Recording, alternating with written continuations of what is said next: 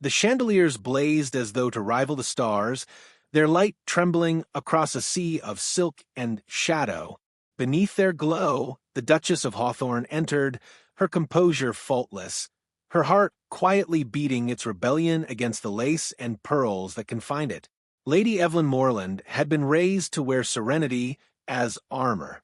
Her every movement tonight, each turn of her fan, each measured breath, was a performance for the watching world. For in London, rumor was an empire, and women like her its unwilling subjects. She had come later than expected, long enough for whispers to collect like perfume over the ballroom floor. The Duke, her husband, had arrived an hour before, and, so the murmurs ran, had not spent that hour alone. There was laughter near the orchestra, bright and lilting, unmistakable. Lady Arabella Ventnor, her friend since girlhood, stood there in a gown the color of crushed roses, a jewel at her throat glinting with a daring that Evelyn recognized and had once loved. The Duke of Hawthorne stood beside her, tall, precise, and smiling with the ease that marriage had stolen from him years ago. Evelyn paused at the threshold, letting her eyes adjust to the dazzle. Her arrival rippled through the guests like a shift in temperature. Men bowed, women curtsied, conversation trembled at the edges of civility. She inclined her head, every inch the Duchess, gracious, unassailable. Yet her gaze found him at once, as a compass finds the north. He did not look up immediately. When he did, it was not at her. His smile, oh, that courteous, wounding smile, was given to Arabella. It lasted but a moment, yet the moment burned through her like a confession. She had endured indifference, endured absence, endured the long and delicate silence of a marriage built upon expectation. But she had never endured that the soft cruelty of a smile meant for another and before witnesses. The musicians began a waltz, and the ballroom reshaped itself into a glittering constellation of motion. The Duke offered his arm to Lady Arabella with a bow that drew admiration from the crowd. Evelyn felt her body turn cold, her pulse tightening beneath her stays. Around her, fans fluttered like restless wings. A woman in emerald whispered behind her gloved hand. A gentleman's laughter broke too sharply to be accidental. The humiliation was not in what was said, but in what was implied. "Your Grace," murmured a young viscount, bowing low, "might I have the honor?" She silenced him with a smile, gentle but impenetrable. Her hand, steady though her heart was not, dismissed the offer. She would not be pitied. She crossed to the edge of the dance floor, where the polished marble caught the mirrored tragedy of her composure. There, she stood among the wives who watched, the mothers who schemed, the debutantes who dreamed. None of them could see the fine fracture in her calm. The Duke was a magnificent dancer. He always had been, precise, commanding, never missing the rhythm. Arabella laughed softly as he guided her through the steps, her head tilting toward him in practiced intimacy. Evelyn saw the flicker of a gloved hand resting on his shoulder too long. Her fingers closed around her fan until the ivory ribs bit into her palm. The music swelled, a tide she could neither command nor escape. Her memory betrayed her then, a winter evening, years before, when he had looked at her just so, when the first snow had fallen upon their carriage, and he had brushed it from her hair, murmuring, "How fragile it is, this peace between us." She had not understood him then, perhaps she never had. The dance ended. Applause scattered like rain. The Duke bowed. Arabella curtsied, radiant with victory disguised as charm. The Duchess turned away, her throat tightening against breath. She felt the room watching her, their sympathy as unbearable as their scrutiny. A footman offered her champagne. She declined. Pride was a bitter draught, but one she had long since learned to swallow. "Your Grace, are you quite well?" It was Lady Pennington, plump with curiosity. Evelyn's voice, when it came, was smooth as glass. "Perfectly, though the air is warm. I shall take a turn." She moved through the crowd, each step deliberate, graceful, controlled. But as she neared the center of the room, the orchestra struck another waltz. The Duke, still flushed with triumph, turned, perhaps sensing her nearness, and his gaze finally met hers. For an instant, the din of the ballroom dimmed. leaving only that silent collision of two lives bound by vows and distance. She could have passed him. She could have retreated to her carriage, preserved her dignity, let the world believe her untouched. But something in her, the remnant of a woman who once believed love could alter fate, rose up against decorum. The orchestra's tempo blurred. The scent of roses and candle wax mingled in the charged air. She crossed the floor. Gasps whispered through the assembly. Her gown, a deep sapphire, the shade of evening rain, trailed behind her like a memory refusing to fade. Every eye followed her. Every fan paused midair. Arabella's laughter faltered. The Duke's expression shifted from astonishment to a wary, unreadable calm. When Evelyn reached him, she did not curtsy. She extended her hand, steady, gloved, commanding. "No more," she said softly, but her voice carried with the authority of one who had nothing left to lose. "Dance with me." For a moment no one breathed. The orchestra hesitated, strings quivering in uncertainty. The Duke's gaze fell to her hand, small, pale, adorned with the ring he had placed there years ago with promises that time had tarnished. He looked back at her face, searching for reproach, and finding instead a plea too proud to name itself. "My lady," he murmured, the old endearment unbidden. "Your Grace," she returned, her tone precise as porcelain. Around them, the murmur of society grew restless. To refuse her would be to confirm every rumor. To accept would be to surrender his pride before witnesses. The pause stretched, a duel, without swords fought in silence and silk. At last he bowed, the motion slow, deliberate. "As you wish." The music resumed, hesitant then swelling. His hand found her waist, hers his shoulder. They began to move, not with the ease of lovers, but with the fragile rhythm of those relearning trust. The crowd watched, spellbound. The dance, though brief, became its own language, accusation, apology, endurance. Her pulse softened with emotion, his breath deepened. For the first time in years, they were joined not by obligation, but by defiance. When the final note faded, applause erupted, tentative, then fervent. Evelyn stepped back, curtsied with perfect grace, and turned from him before he could speak. She walked toward the open terrace, the night air gleaming beyond the doors like escape itself. As she passed, she heard the hush of voices, her name, his Arabella's, all woven into the same relentless tapestry of intrigue. She did not look back. The marble beneath her feet was cool, the scent of jasmine drifting from the gardens.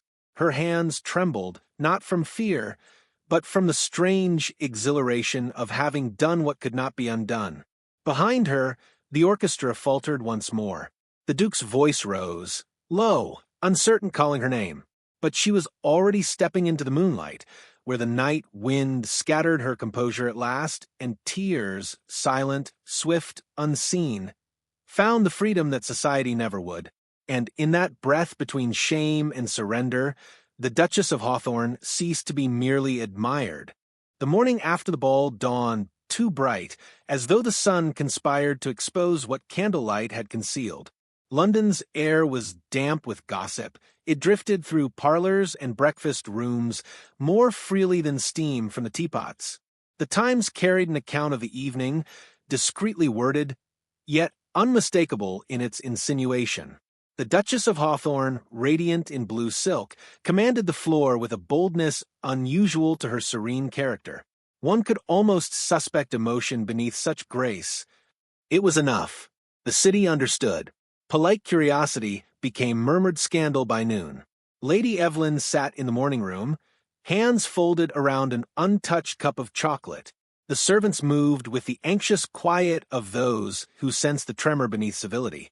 Across the table, the Duke unfolded his newspaper with careful precision. He had not spoken to her since the waltz.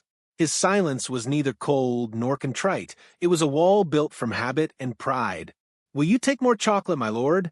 she asked at last, her voice even, her gaze fixed on the white steam that rose like a ghost between them. He looked up briefly. "No, thank you." The stillness stretched until it became unbearable. Evelyn wished he would show anger, anything but that polite vacancy. She had humiliated him, she knew, by forcing his hand before the entire ballroom. Yet, what wounded her most was that he seemed untouched. She wanted to strike him, not with cruelty, but with truth. "You danced well last night," he said at last, turning a page. "Society seems to have found it memorable." "So it appears." Her tone was cool, though her throat burned. Perhaps Lady Arabella found it memorable too. His hand stilled on the paper. "You mistake my meaning." "Do I?" He folded the sheet with deliberate care.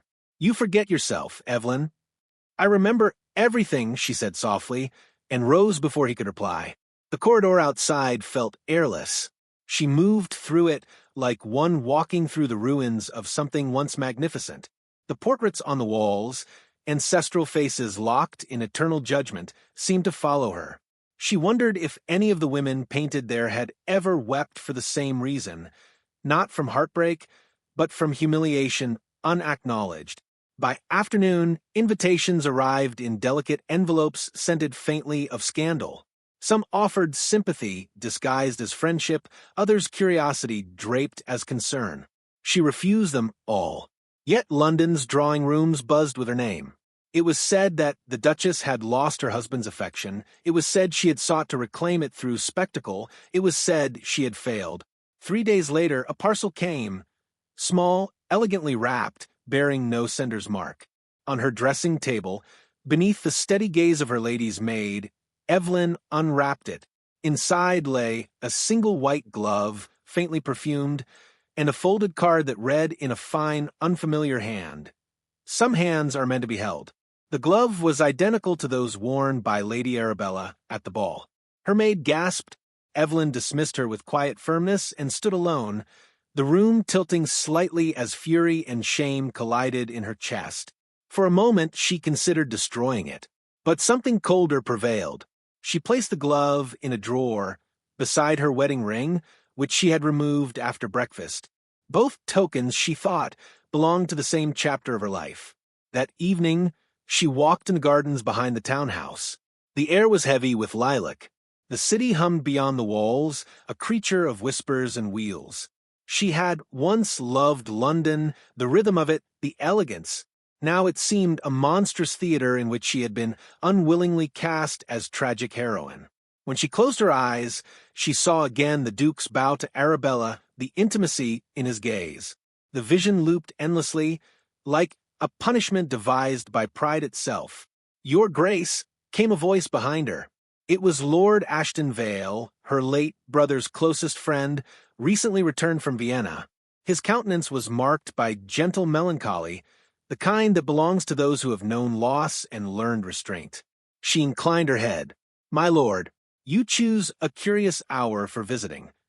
"I feared you might not receive me by daylight," he said with a ghost of a smile. "London talks too much.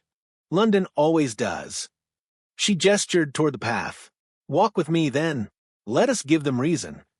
He laughed softly, and together they walked beneath the trembling lanterns. Ashton spoke of trivialities, music, politics, travel, but his eyes betrayed concern. "I read the papers," he said finally. "Forgive me, but I know the cruelty of their ink." "I have long ceased to fear ink," she replied. "It cannot wound what is already bruised." He hesitated, as though weighing a confession. "You deserve better than mockery, Evelyn. Better than silence. Better is a word for those who still hope." He looked at her then, fully, his expression unguarded. "Perhaps I am foolish enough to hope for you."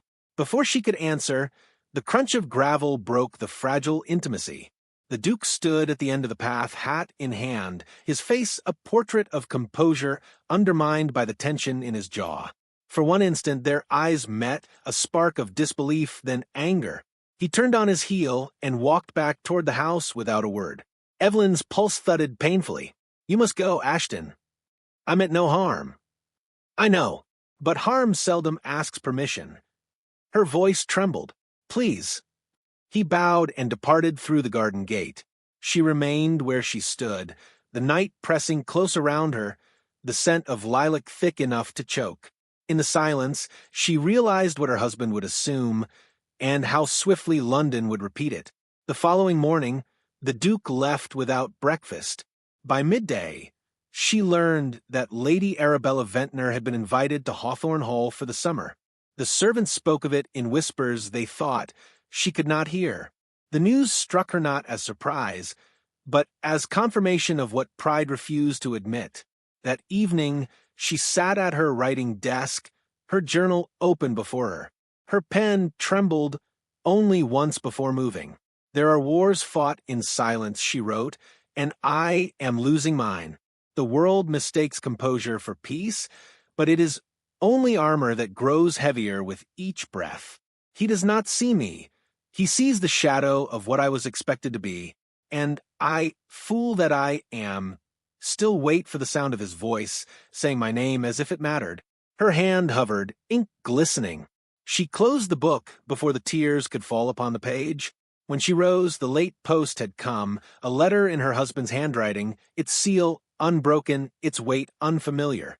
For a heartbeat, her pulse quickened. Perhaps apology, perhaps explanation. She turned it over. It was addressed not to her, but to Lady Arabella Ventnor. The candle flickered as though the air itself recoiled. She set the letter down with exquisite care, as one might handle a blade. Outside, a carriage rolled to a halt before the house. The sound was unmistakable, her husband's, and through the lace curtains she saw the glint of a diamond brooch pinned to the visitor's shawl as the footman helped Lady Arabella descend. Evelyn stood motionless, her face serene, her heart a storm. Somewhere beyond the glass, laughter began again. Familiar, musical, and mercilessly young. And the Duchess of Hawthorne, watching from her own window, understood that silence had become her only weapon. The evening unfolded with the stillness of breath held too long. At Hawthorne Hall, the summer air carried the perfume of overripe roses and the faint hum of distant bees retreating to their hives. The household had grown quieter since the Duke's return with Lady Arabella. As a guest, though guest was too mild a word for the tremor she brought, servants spoke her name with a curiosity sharpened by scandal, and even the walls seemed to listen. Lady Evelyn moved through the corridors like a ghost careful not to disturb the living. She dined at her end of the table, the Duke at his. Arabella's laughter danced between them, brittle and bright. Every sound was a blade disguised as music. Now, as dusk melted into violet shadow, Evelyn escaped the house. The gardens waited, their silence vast and unjudging. She had loved them once, in simpler years, when every petal had seemed a secret folded just for her. Tonight, they felt foreign, lovely, yes, but cruel in their indifference. She walked without direction until the lanterns of the terrace vanished behind the trees, and the sky above took on the color of old ink. She paused beside the fountain. Its surface quivered under the weight of falling leaves. The scent of rain lingered in the air, promising a storm not yet broken. She drew her shawl close and exhaled, a sound half prayer, half resignation. From the house, faint music drifted, the notes of a piano touched by someone with careless fingers. Arabella again, no doubt.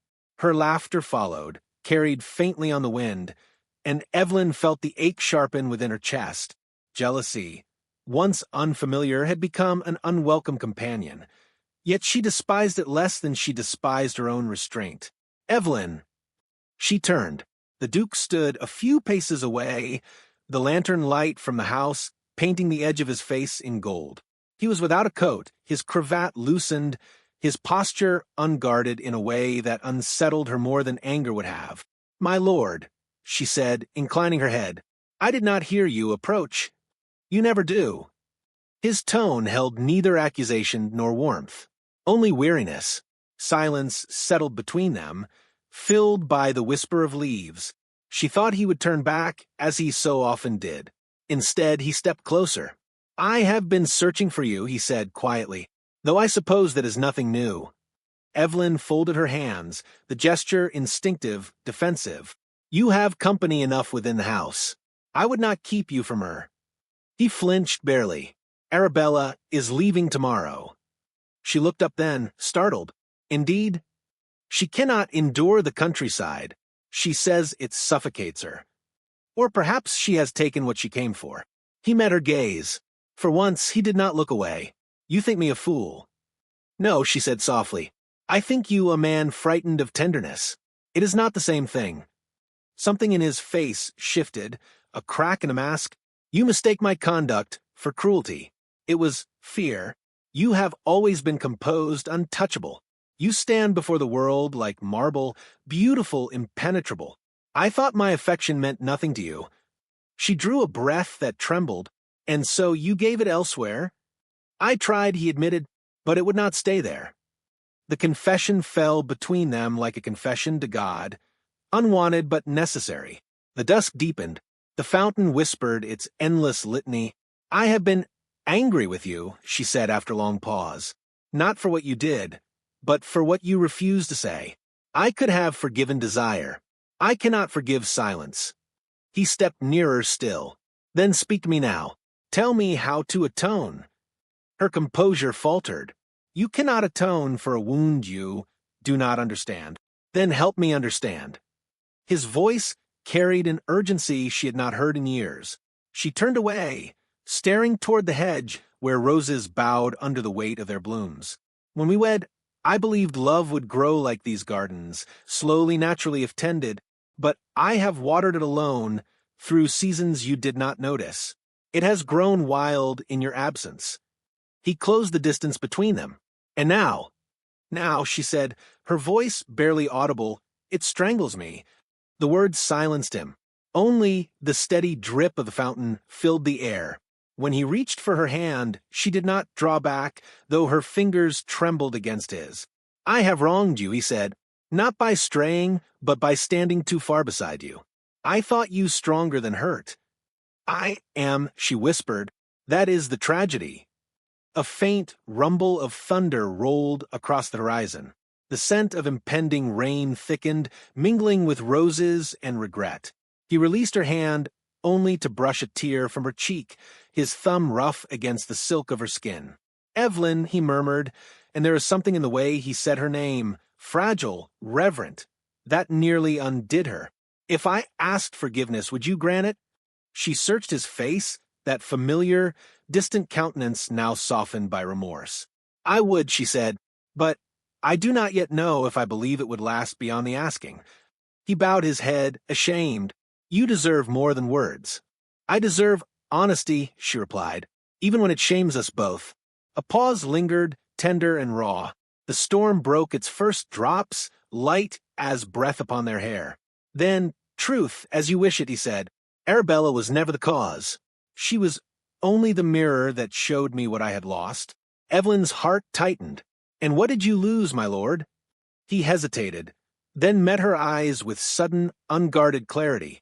The only person who ever saw me as more than the title I carry. For the first time in months, she believed him. Not because of eloquence, but because of the quiet desperation that trembled beneath his calm. The rain grew steadier, dotting her shawl, turning the garden luminous under each falling drop.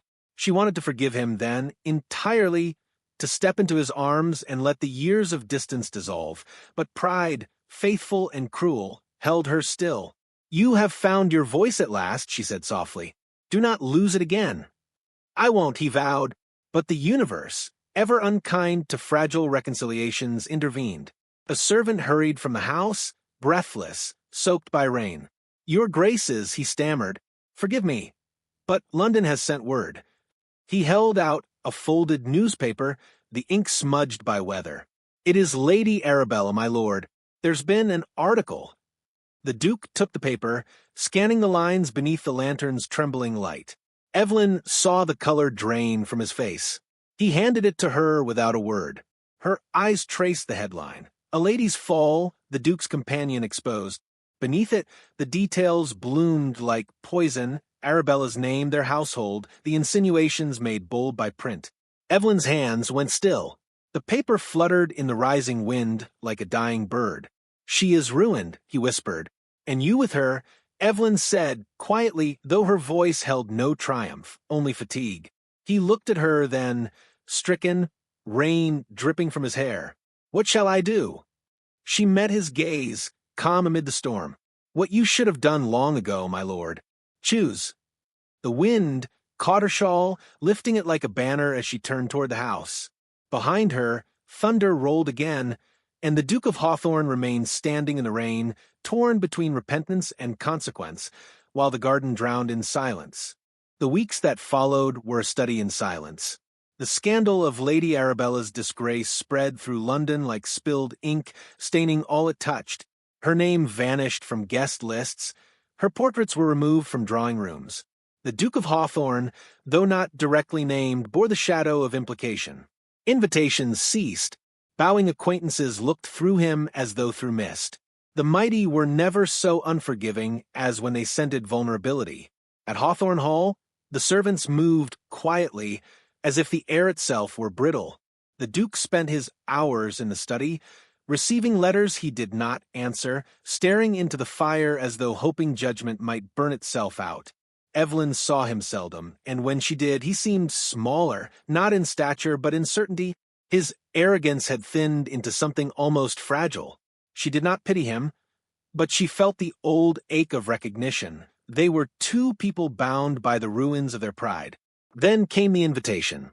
Lady Pennington, indefatigable gossip and queen of appearances, was to host her annual charity ball, an affair of consequence, the unofficial re-entry into society for those daring enough to seek forgiveness through grandeur. Evelyn had not intended to go. Yet when the embossed card arrived, its gold script gleaming beneath the morning light, something stirred within her, a pulse of defiance or perhaps of longing. "Will you attend?" the Duke asked when she placed the invitation before him. His voice was cautious, uncertain, like a man testing unfamiliar ground. "I will," she said simply. He studied her face. "Then so shall I." The night of the ball arrived beneath a frost-clear sky. The London streets gleamed with carriage lights, the city itself holding its breath for spectacle. When Evelyn descended the grand staircase, her gown shimmered like moonlight over still water, a pale silver blue that recalled the night of their first humiliation. But her expression was different now, not wounded, not proud, but resolute. She had learned that dignity was not silence. It was the art of choosing which truths to reveal. The Duke awaited her at the carriage. His attire was immaculate, but his composure faltered when he saw her. For the first time, his gaze held no distance, no calculation. Only awe. "You are," he faltered, searching for the word. "Late," she finished softly, stepping past him into the carriage. They rode in silence through the lamplit streets. Outside, the city glittered, heedless of human turmoil. When the carriage drew to a halt, the hum of the crowd reached them, a thousand conversations stitched with curiosity. Evelyn drew a slow breath. "They will watch us," she said. "They always have," he replied. Inside the ballroom, the crush of bodies, the swell of perfume and polished laughter pressed in like heat. Heads turned the moment they entered, fans stilled mid-motion. It was as though time paused to witness whether the Duchess and Duke of Hawthorne would crumble or rise. Evelyn walked with the grace of someone who had nothing left to fear. The Duke followed at her side, a step behind, as if acknowledging at last the power she had always possessed. Lady Pennington fluttered toward them, her diamonds trembling with delight and calculation. "My dears, what courage, what style! Society is quite beside itself." "Then let it be," Evelyn said gently and moved on. The orchestra began a waltz, the same composer whose music had once underscored her humiliation. A cruel symmetry. Across the room, she glimpsed her reflection in the mirrors lining the wall, composed, radiant, but with eyes that carried storms. "Shall I fetch you champagne?" the Duke asked, uncertain. "No," she said. "If I am to face them, I shall do so standing." Whispers trailed them like smoke. "There they are, the Duke and Duchess. How gracious, how tragic. Will she forgive him?" The murmurs blended into the rhythm of the music until Evelyn could almost believe it part of the orchestra. Then, unexpectedly, the music shifted. The conductor lifted his bow for a new piece, a slower, richer waltz. A space cleared at the center of the floor. "Will you?" the Duke asked, extending his hand. His voice was quiet, but it trembled with resolve. She turned to him fully. For a heartbeat, she saw not the Duke who had wounded her, but the man who had once whispered poetry into her hair years before ambition had hardened them both. "What is it you ask of me?" she said, though she knew. "To begin again," he answered. Her lips parted, not in surprise, but in surrender to the honesty she had demanded. The silence that followed stretched, waited with every unspoken hurt. Then, with infinite deliberation, she placed her hand in his. A murmur rippled through the crowd. The Duke led her onto the floor. The orchestra struck its first chords. Their first turn was hesitant, the distance between them measured in memory and regret. But the music softened their restraint.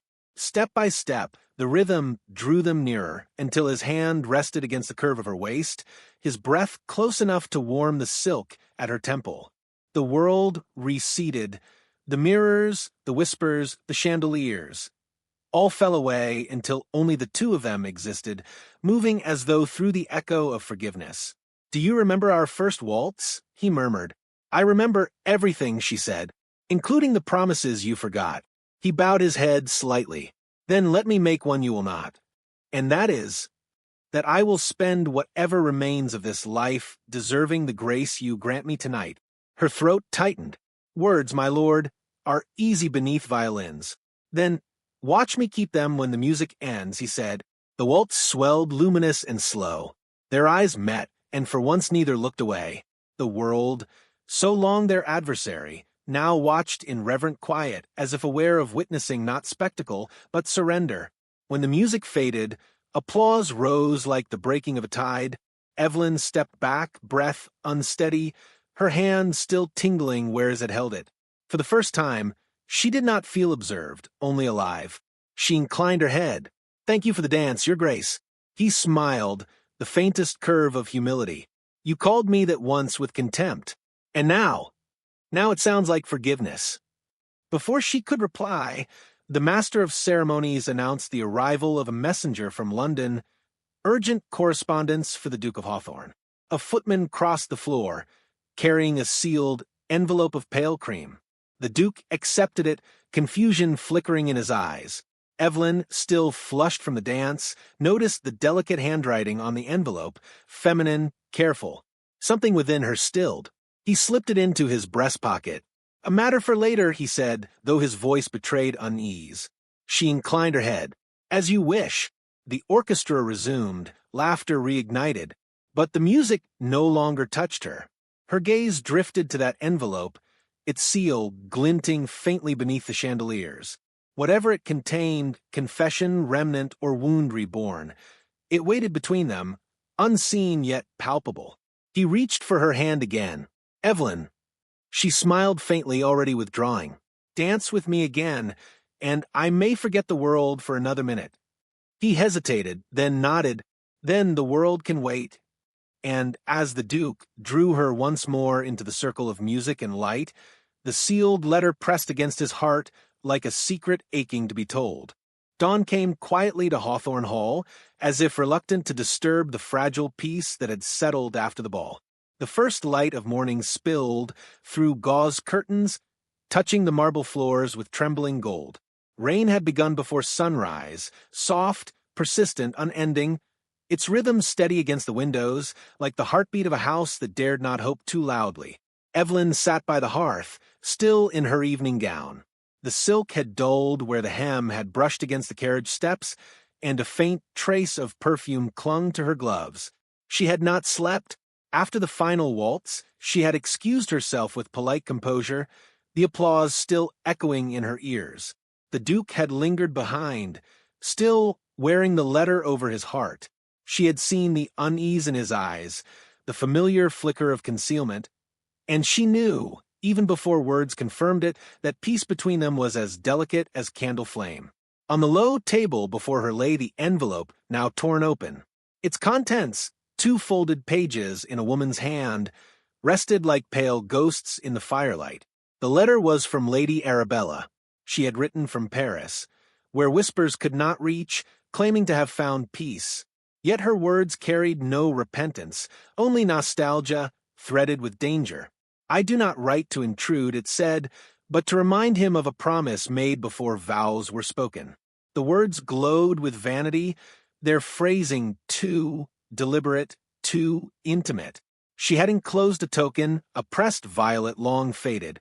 It was harmless, perhaps, and yet in the tender quiet of dawn, it felt like betrayal resurrected. Evelyn read the letter twice, neither anger nor sorrow stirring her tears.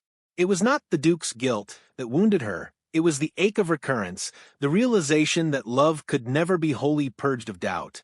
The door opened softly. She did not turn. "My lady," came his voice hushed. "You are awake." "I am," she said. The Duke entered, the faint scent of rain clinging to his coat.